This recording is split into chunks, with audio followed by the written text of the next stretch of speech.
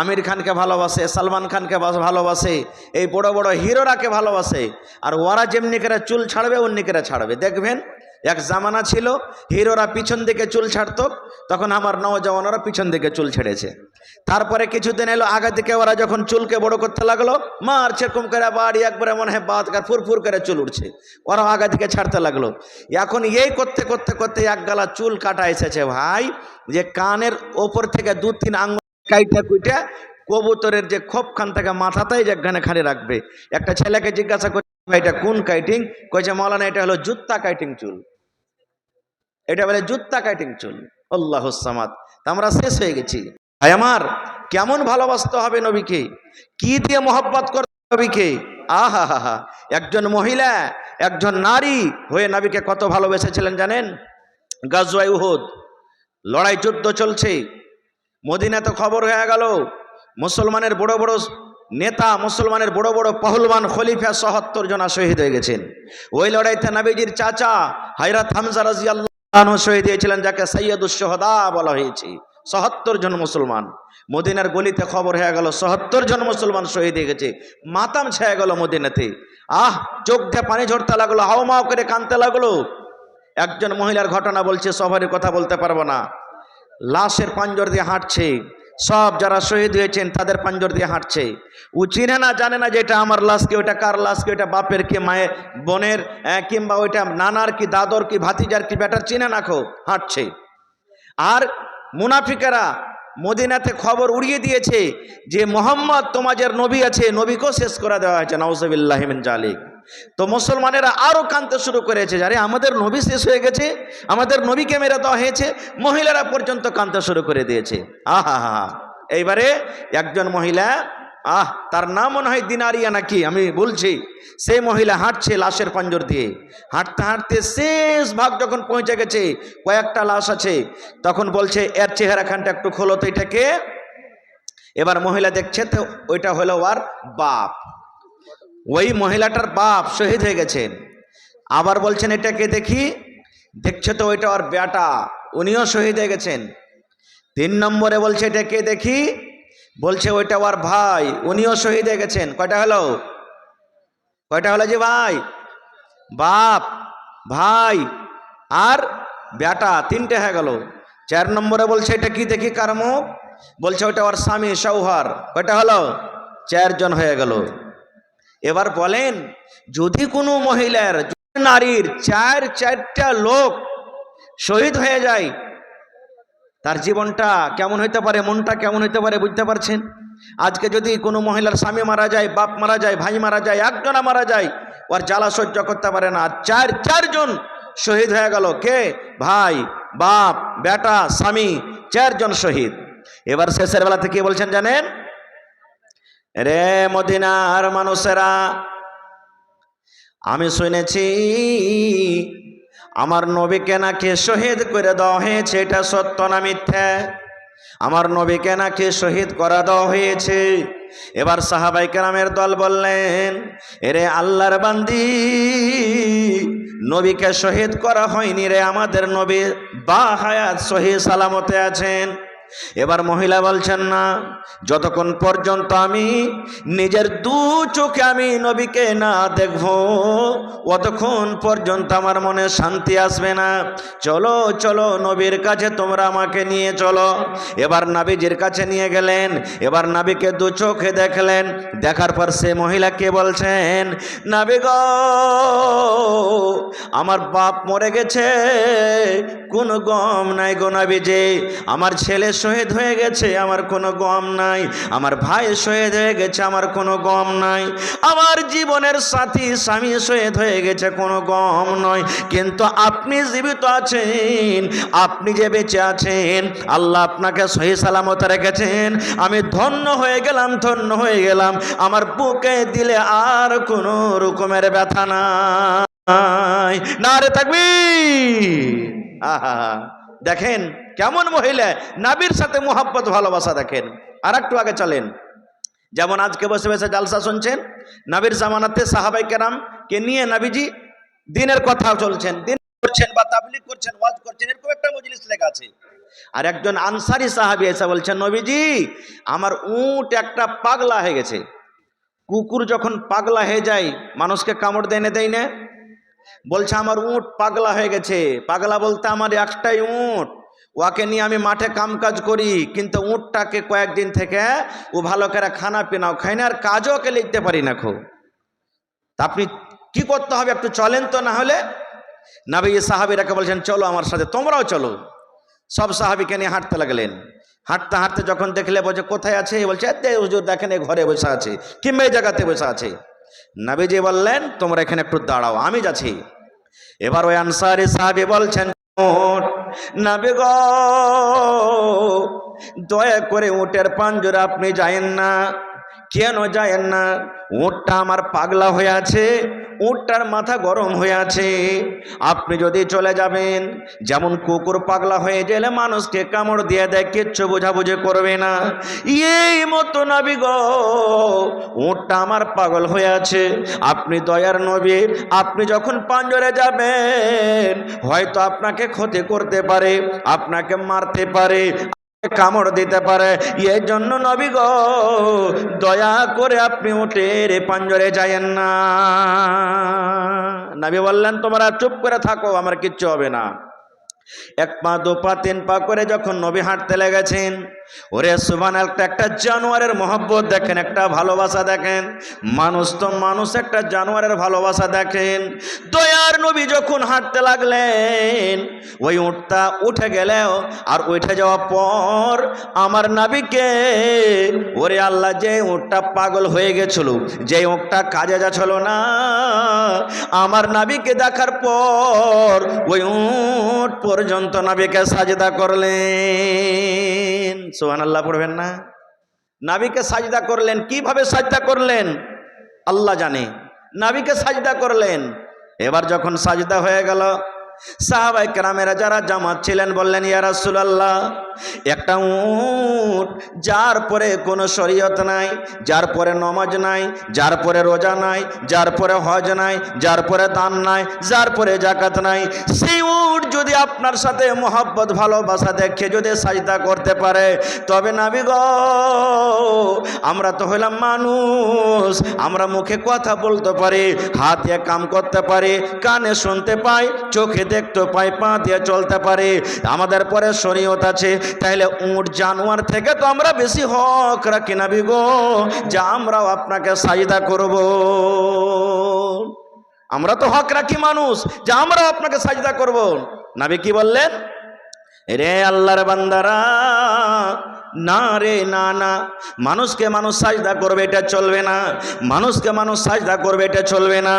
নবী আমার বললেন, যদি আমি মানুষকে মানুষ সাজদা করবে ফরমান যদি জারি করতাম, কোন মানুষ এক মানুষ আর এক মানুষকে সাজদা করবে এই ফরমান যদি আমি জারি করতাম, তো আমি নবী প্রত্যেক নারীকে, প্রত্যেক মহিলারাকে বলতাম কে হে আল্লাহর বান্দিরা, তোমরা নিজের নিজের স্বামীকে তোমরা সাজদা করো, নিজের নিজের স্বামীকে সাজদা করতে বলতাম। কিন্তু আমি নবী এটাও বলবো না। কেন বলবো না? কোনো মানুষ কোনো কাজকে সাজদা করবে, কোনো মানুষ কোনো মানুষকে সাজদা করবে, এটা হলো শিরক। আর শিরকের গুনাহ আল্লাহ রাব্বুল আমিন বিনা তাওবাতে ক্ষমা করবেন না। সাজদা একমাত্র জন্য জায়েজ আছে, একমাত্র আল্লাহর জন্য সাজদা হবে। এই জন্য কোনো মানুষকে সাজদা করা চলবে না। নারে তাকবীর। তাহলে দেখেন, একটা জানোয়ারের মহব্বতের কথা শুনে নিলেন। এখানে আর একটা কথা আপনারাকে বলে দিই, এই যে নবীজি সুবহানাল্লাহ বললেন, যদি আমি কোনো মানুষকে সাজদা করার আদেশ করতাম, কাকে বলতাম? মহিলারাকে, যে তোমরা নিজের স্বামীকে সাজদা করো। তাহলে বোঝা গেল স্বামীর পাওয়ার কতটুক, স্বামীর ফজিলত কতটুক, স্বামীর মহব্বত ভালোবাসা কতটুক আল্লাহ দিয়েছেন, আল্লাহ রসুল দিয়েছেন। একটা হাদিস আর শুনলেন, আল্লাহ রসুলের জামানাতে এক বাপ নিজের বেটির বিয়ে দিবে, বাপ নিজের বেটির বিয়ে দিবে, বেটি ইনকার করছে না, আব্বা আমি বিয়ে করব না। খো বাপ চলে গেলেন নবীর দরবারে, নবীজি আমি চাইছি যে আমার বেটির বিয়ে দিব, একটা ভালো জামাই ভালো ছেলে থেকে বিয়েটা দিয়ে দেব, আমার বেটি ইনকার করছে, পারলে একটু বুঝান তাকে। নবীজি বললেন তোমার বেটিকে এনেছো? বলছেন না। বলছে যাও তোমার বেটিকে নিয়ে এসো। বেটিকে সাথে করে নিয়ে চলে গেলেন। এবার নবীজি এসে বেটি ছেলেকে বলছেন, রে আল্লাহর বান্দি, তোমার আব্বাজান তোমার বিয়ে দেবে। তোমার আব্বাজান তোমার জন্য একটা সুন্দর ছেলে খুঁজেছে। তোমার আব্বাজান হয়তো তোমার বিয়ে দিয়ে দিবে। হে আল্লাহর বান্দি রে, তুমি ইনকার করছো, তুমি রাজি হও না। কারণটা কি? যদি হয়তো তুমি রাজি হয়ে যাও এবং তোমার আব্বার কথা মেনে নাও এবং তোমার আব্বাজান তোমার বিয়ে দিয়ে দিবে। রাজি হয়ে যাও। কারণটা কি তুমি ইনকার করছো? এই আমার ভাইয়েরা, এই আমার মায়েরা, খালারা শোনেন, স্বামী কে জিনিস শোনেন, স্বামীর ফজিলত কে জিনিস শোনেন। এবার সেই মহিলাটা বলছেন, আল্লাহর নবী গো, বিয়ে করার আগে একটা জিনিস আপনি আমাকে জানান, একটা জিনিস আমি জানতে চাই। কি বলছেন নবী গো? ধরেন আমার বিয়ে হয়ে গেল, আমি শ্বশুরের বাড়িতে চলে গেলাম, যে আমার স্বামী হবে নবী গো, যে আমার পাতি হবে, আমার ওপরে আমার স্বামীর কতটুকু হক রয়েছে নবী গো, এই ব্যাপারে আমি অজ্ঞান আছি, এই ব্যাপারে আমার কোনো ইলম নাই, এই ব্যাপারে আমি জানি না। একটু দয়া করে বলেন নবী গো, যে আমার স্বামী হবে, যে আমার পুরুষ হবে, আমার ওপরে কতটুকু আমার স্বামীর হক রয়েছে, আমি কতটুকু কি করব নবী গো, যে আমার স্বামীর হক আদায় করতে পারবো। এই ব্যাপারে জানি না, একটু জানান যে আমি আমার স্বামীর কিভাবে কি করব যে আমার স্বামীর হক আদায় করতে পারবো আমি। এবার নবীজি কি বললেন দেখেন, নবীজি শুধু ওই মহিলাকে বললেন, তার জন্য এটা ফতোয়া নয়। যত মহিলারা এসেছেন, যত মহিলারা এখন আছেন, কিয়ামত পর্যন্ত যত নারীরা দুনিয়াতে আসবেন, সমস্ত নারীদের জন্য হলো এটা মাসলা, এটা আমল। কি বললেন নবীজি শোনেন, হে আল্লাহর বান্দি, তোমার ওপরে তোমার স্বামীর অতটুকু হক রয়েছে, তোমার ওপরে তোমার স্বামীর অতটুকু হক রয়েছে। এরে আল্লাহর বান্দি, যদি তোমার স্বামীর গায়ে যদি ফোঁট হয়ে যায়, তোমার স্বামীর গায়ে যদি ঘাও হয়ে যায়, তোমার স্বামীর গায়ে যদি ফোঁট হয়ে যায়, আর ফোঁটটা পেকে গেছে, ফোঁটটা পেকে গেছে, রক্ত বইছে, খুন চুইছে, এই মতো অবস্থাতে তোমার স্বামী যদি তোমাকে বলে, আব্দুল্লাহর মারে, এ হালেমা জায়েদা, এ খালেদা শোন, আমার এই ফোঁট পেকে গেছে বিবি রে, আমার এই ঘাটা পেকে গেছে, রক্ত বইছে, খুন বইছে, দয়া করে তুমি এই রক্তটাকে সাফ করে দাও। কি দিয়ে সাফ করে দাও? সাফ করতে হবে না, তোমাকে পানি দিয়ে সাফ করতে হবে না, কাপড় দিয়ে সাফ করতে হবে না। এরে ভালোবাসা বিবি, আল্লাহ রাব্বুল আমিন তোমাকে জিহ্বা দিয়েছে বিবি রে, এই জিহ্বা দিয়ে চেটে চেটে চেটে চেটে তুমি সাফ করে দাও। নবী আমার বলেছেন, মহিলা, যদি তোমার স্বামী তোমাকে বলে, আমার এই ঘা, এই রক্ত, এই পুঁজকে তুমি জিহ্বা দিয়ে চেটে চেটে সাফ করে দাও, নবী বলেছেন তুমি ইনকার করতে পাবে না, ইনকার করতে পাবে না। তোমাকে জিহ্বা দিয়ে ছেটে ছেটে যদি তুমি সাফ করে দাও, তাও তোমার স্বামীর ওপরে তোমার অতটুকু হক, এতখানি করার পরও তোমার স্বামীর হক আদা হবে না। নারে তাকবীর! এতখানি ফজিলত দিয়েছেন আল্লাহুস সামাদ। তবে এটা মনে করিয়েন না যে আমি এই কাজটা করাবো। রাসূল উদাহরণ দিয়ে বললেন, যদি মহিলা, তোমার স্বামী যদি তোমাকে এই কাজটা করতে বলে আর তুমি যদি করে ফেলো, তাও হক আদা হবে না। খুব আমার এটা বিষয় নেই যে আমি ওদিকে যাবো, আমি শুধু আপনাকে দেখাইলাম যে নবী যে বলেছেন, যদি আমি কোনো মানুষকে মানুষ সাজদা করবে যদি আদেশ করতাম, তাহলে প্রত্যেক মহিলাকে বলতাম যে তোমরা নিজের স্বামীকে সাজদা করো। এই জন্য আমি হাদিসটা আপনাদের সামনে রাখলাম। আর একটু আগে জানেন, তাহলে একটা মহিলার মহব্বতের কথা শুনলেন, আর একটা উটের মহব্বতের কথা শুনলেন, এবার একটা লোকরির মহব্বতের কথা শুনেন। সহিহ বুখারী শরীফের হাদিস। মসজিদে ইমাম সাহেব যে খুতবা দিচ্ছেন, যে জিনিসটার উপরে চড়ে, ওকে আমরা কি বলি? আরো জোরে বলেন। মিম্বার। 4 ধাপি আছে না 5 ধাপি আছে? 3টে আছে। ভালো করে গুনেছে যে ভাই? হ্যাঁ, মাশাআল্লাহ, 3 ধাপি আছে। এবারে যদি পারেন, এখন বেশিরভাগ মসজিদে মানে ইট দিয়ে, টাইলস দিয়ে, আলবেস্টার দিয়ে করা হয়েছে, মেম্বার করা হয়েছে। ভাই আমরা ফতোয়া দিতে আসি না বা দেব না, কিন্তু বেহতার হলো লকড়িরই মেম্বার যদি করেন তো বেশি ভালো, নাকি? খরচা হোক, মাদানী সাহেবরা ফতোয়া দেবেন কোনটা ভালো কোনটা মন্দ আল্লাহ জানছে, ওরা জানে। তো নবীজি খুতবা যে দিতেন, টেক লাগিয়ে দাঁড় হয়ে ওই জিনিসটা ছিল কি খাজুরের একটা লকড়ি, খাজুরের জড় মনে করেন বা খাজুরের গোড়া, খুতবা দিতেন।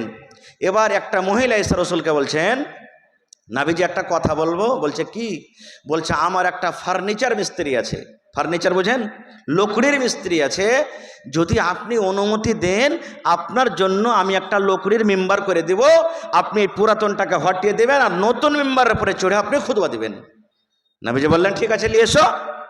এবার সেই মহিলা ওর গোলামকে বলে ওই লকড়ির মেম্বার একটা সুন্দর করে নবীর জন্য রেডি করে দিয়ে দিলেন। এবার নবীজি পুরাতন মেম্বারকে হটিয়ে দিলেন, আর পুরাতন মেম্বারকে হটিয়ে দেওয়ার পর নতুন মেম্বারের পরে দাঁড় হয়ে খুতবা দিলেন। খুতবা জারি আছে, শুরু আছে। ওরে আল্লাহ, আপনার ভেতরে যখন কোনো দুঃখ চলে আসবে, আপনার ভেতরে যখন কোনো গাম, কোনো পেরেশানি চলে আসবে, কষ্ট চলে আসবে, আপনি যখন কাঁদতে শুরু করবেন আপনি আপনার কান্দন বের হয়ে যাবে। এত কাঁদতে কাঁদতে এমন হবে ভিতরে কান্দনটাকে থামতে না পারে হাউমাউ করে জোর জোর করে আপনি আওয়াজ করে কাঁদতে লাগবেন। হবে না? হবে না? এরকম এরকম হয় না? হয় না ভাই? হয়। এবার নবীজি খুতবা শুরু করেন। সাহাবায়ে কেরামেরা খুতবা শুনছেন, যেমন আজকে আপনারা বসে জালসা শুনছেন, কোনো গল্প নাই, সেই বুখারী শরীফের হাদিস।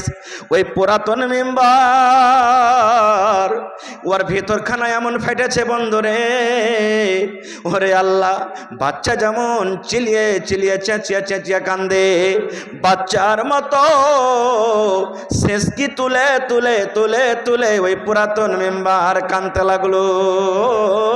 সাহাবায়ে কেরামের দল বলেন, ওর কান্নার আওয়াজ মসজিদের ভেতরে যত মানুষ আমরা আছি আমরাও তার কান্নার আওয়াজ শুনেছি। সুবহানাল্লাহ। পুরাতন মেম্বার, আল্লাহ কি করতে পারে না যে ভাই? না পারবে না?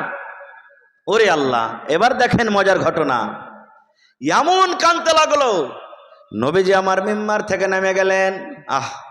মেম্বার থেকে নেমে যাওয়ার পর ওই মেম্বারের কাছে চলে গেলেন, পুরাতন মেম্বারের কাছে।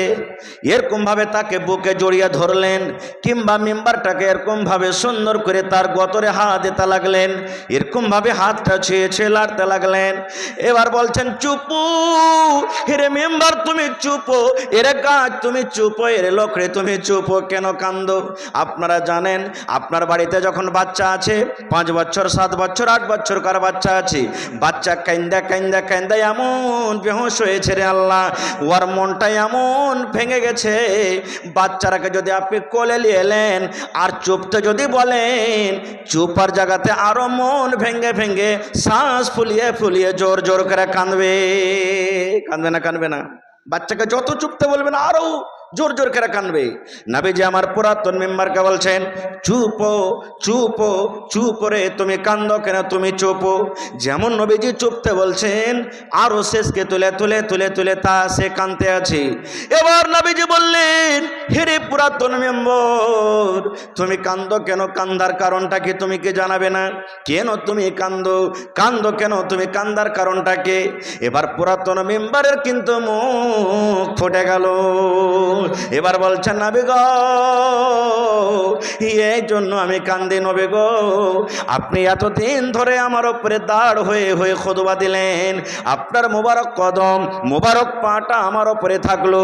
নবী গো, আপনার কথাগুলি আমি আপনার পাঞ্জর থেকে থেকে শুনলাম, কিন্তু আপনি তো এখন আমাকে দূরে করে দিলেন, আমি আপনার থেকে দূরে হয়ে গেলাম, এখন তো আপনার কথা আমাকে দূর দূর থেকে শুনতে হবে নবী গো, এখন তো আপনি আমার পরে দাঁড় হয়ে আর খুতবা দিবেন না, আপনার কদমটা আমার উপরে আসবে না, এবং আপনার কথা আমি শুনতে পাবো না, এই জন্য আমি কান্দি।